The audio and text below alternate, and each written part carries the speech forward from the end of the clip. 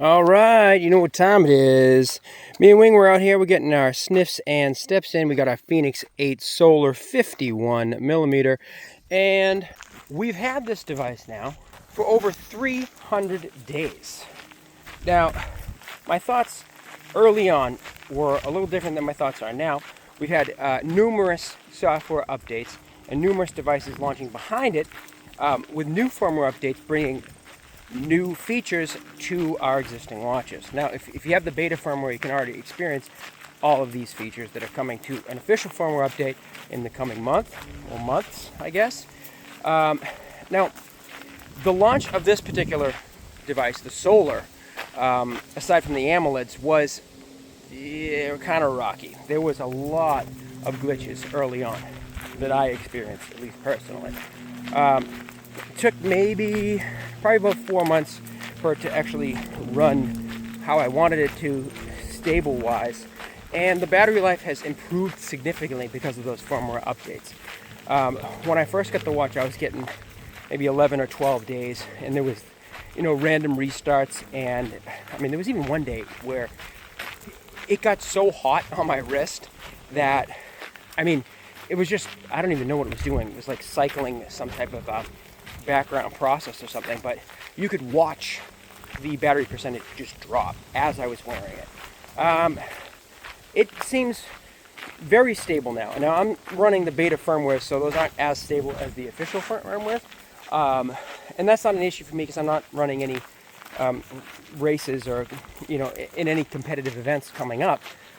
So I don't really need an ultra reliable firmware on my device.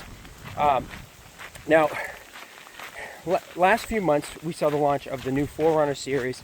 There was 2 of those and the X1. Very interesting devices, but the features on those have come to the Fenix 8, both AMOLED and Solar, by way of beta firmware updates. Now these are coming in the next couple of months. But if you're thinking about buying a Fenix 8 right now, there's a couple things you want to think about. Mainly, we're 308 days into this device. So, this officially launched almost a year ago now. Now, there are some deals you can get about $200 or 200 plus bucks off if you're buying one retail, week only. But it's my opinion, or we're on a little wind intermission here. That's what this is. Sorry. One more. So if we hit our subscriber goal within the months that these new ones launch, I'm going to be giving this one away. If not, I'm going to be steeply discounting it. So subscribe to be entered in a chance to get this with all my bands, including the titanium. I'm a man of my word. All right, we're out of the open. So it's my opinion that in the next couple of months, we're going to see the launch of the Garmin Fenix 8 Pros. That's just my opinion, first of all. Also with the possibility of a launch of a Fenix 8 micro LED screen variant, which I'm also very excited about. When those come out, I'm going to be upgrading/downgrading to the Pros and switching to the 47 millimeter. We'll see if all you thin wrist haters have anything to say about that. Well, so we only even know about those SKUs because of the leak that happened back when these devices launched. And in that particular Garmin Connect leak, on the add device screen, there wasn't any mentions of the X1 or the new Forerunner series. Those weren't showing up. Just Fenix 8 Pro SKUs and something called a Fenix Micro LED. So whether or not you get this watch today or you wait for something that's coming down the line depends on who you are. Are you going to FOMO when you buy this watch brandy new?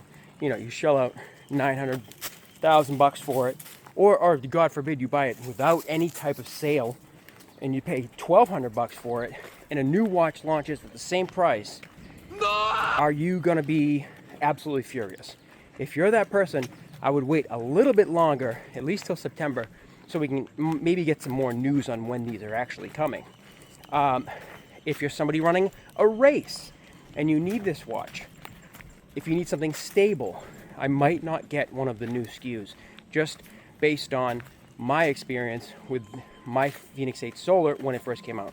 It was a little buggy to really count on, especially for somebody who's like an ultra runner or like super enduros, things like that.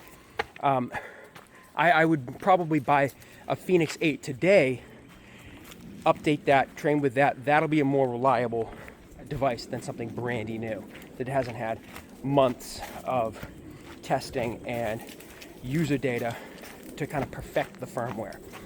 So is that you? Or maybe you can get one for some super deal someplace. So that's kind of where I am on this, is who are you? What are you using this watch for? And oh my God.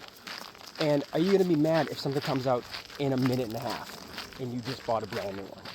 So that's really where I stand after 300 days with the Fenix 8 Solar 51mm, or Fenix 8s entirely.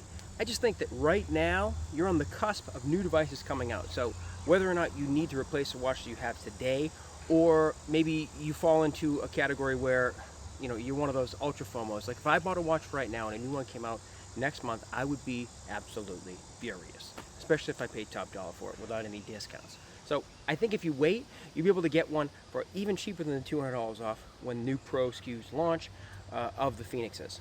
That being said, it's still an excellent watch. The Fenix 8, any of the SKUs, AMOLEDs and Solars, have made massive improvements over the course of the many firmware updates that we've had. Battery life has improved significantly. I was getting 11, 12 days. That jumped kind of mid 14 days, but now if I stretch it and I turn off some of the bells and whistles, alarms, things like that, I can get 20 days. So that's where we are, especially in the summer, direct sun. If you're outside a lot, you're gonna get even more than that. Even the AMOLEDs are getting about 2 weeks charge time, and that's kind of insane. So as always, we'll stay out here. We'll keep doing this. Like, comment, subscribe. Hit that subscribe button. Subscribe.